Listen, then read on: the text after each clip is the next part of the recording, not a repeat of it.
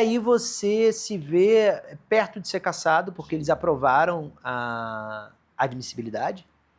E o que bateu naquela Aprovaram hora? não só a admissibilidade, como a recomendação de cassação. A recomendação de cassação. Foram 2 votações. Dali só faltava CCJ e plenário.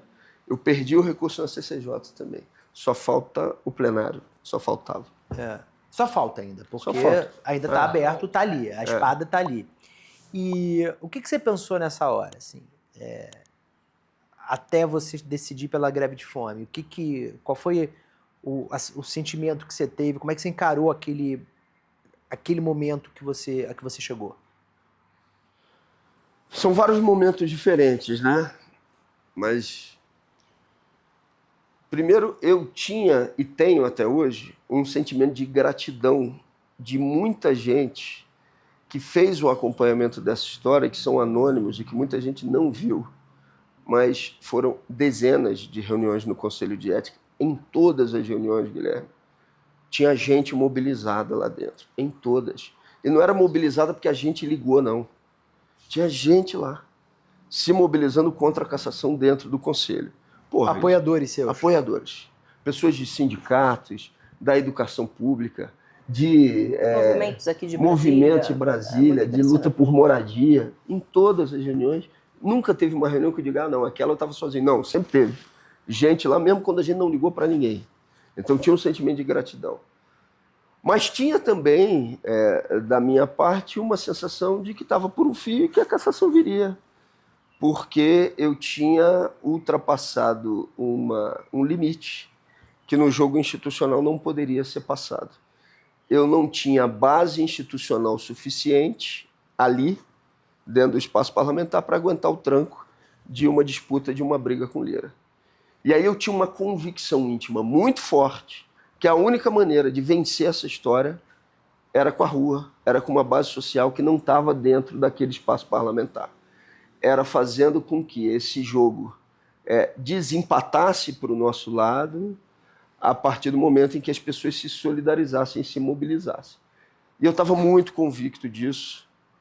No momento das maiores pressões para poder conciliar ou compatibilizar com os caras, eu mantive firme essa convicção e fui até o final. Fui até o último momento. Quando tinha dúvida sobre isso, eu entrei em alguns momentos numa sensação de... Não sei se tristeza é a melhor definição, mas você entra em determinado momento numa condição de cansaço. Cansaço com um processo que se arrastou por mais de um ano, né? Mas eu sabia que não podia entregar e que tinha que contar com a mobilização e a solidariedade das pessoas até o último momento. E foi o que eu fiz. E no dia da greve de fome, eu tinha convicção de que seria cassado e que precisava de uma última cartada, de que eles estavam operando por uma cassação automática rápida, sumária. Caça rápido no Conselho, na CCJ, bota no plenário, cassou, não tem mais o que fazer. E que eu tinha que chamar a atenção das pessoas para o que estava acontecendo ali, que era um grande escândalo, que eram as denúncias relacionadas ao orçamento secreto. E foi o que eu fiz quando tomei a decisão de greve de fome. E, engraçado ou irônico, eu tenho o Conselho Político do Mandato, que toda sexta-feira se reúne. E são 10 organizações, movimentos sociais. E lá, na sexta-feira, eu já discuti o que nós vamos fazer, porque eles vão aprovar a cassação. E uma companheira nossa, Berna, virou e falou o seguinte, falei, o que vocês acham? Eu fico lá? Mas não falei em momento nenhum em greve de fome. Aí ela falou, citou casos de greve de fome, e eu disse, greve de fome eu não faço. Eu não faço porque eu tenho meu filho, eu me conheço. Eu sei que se eu entrar numa dessa e não tiver recuo do outro lado, eu não vou sair. Então, greve de fome eu não faço. No dia que eu cheguei lá, do julgamento no Conselho de Ética, depois dos 20, 30 primeiros minutos, e com o que eu vi com o que estava acontecendo, eu já não tirava mais isso da cabeça e eu já sabia que ao final do que estava acontecendo, eu ia entrar em greve de fome, esperando a finalização. A sensação física da greve de fome, eu imagino que são várias sensações à medida que os dias vão avançando, né?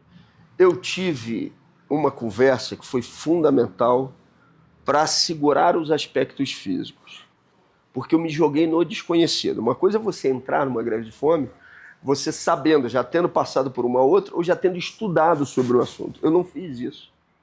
Mas eu tive uma conversa no segundo dia com o Frei Sérgio, que já fez várias greves de fome. E o Frei Sérgio virou para mim e falou o seguinte: você vai sentir falta de comida, você vai sentir ânsia por comida nos 3 primeiros dias, depois você não sentirá mais. Eu não senti em nenhum dos 9 dias depois dessa conversa com ele. Não senti. Não senti ânsia por comida em nenhum dos 9 dias. A gente até falava sobre isso aqui antes de começar. Teve um dia que eu me desestruturei emocionalmente. Foi uma vez. Quando deu uma alteração nos exames, nas enzimas do fígado, e eu somatizei pensando no sofrimento que as consequências e as sequelas daquilo podiam causar para a Sâmia e para o meu filho. Aí eu aquela noite não dormi muito mal, me recompus ali, você não podia ficar problematizando. Me recompus e continuei. Mas foi quando eu me desestabilizei emocionalmente, foi essa vez.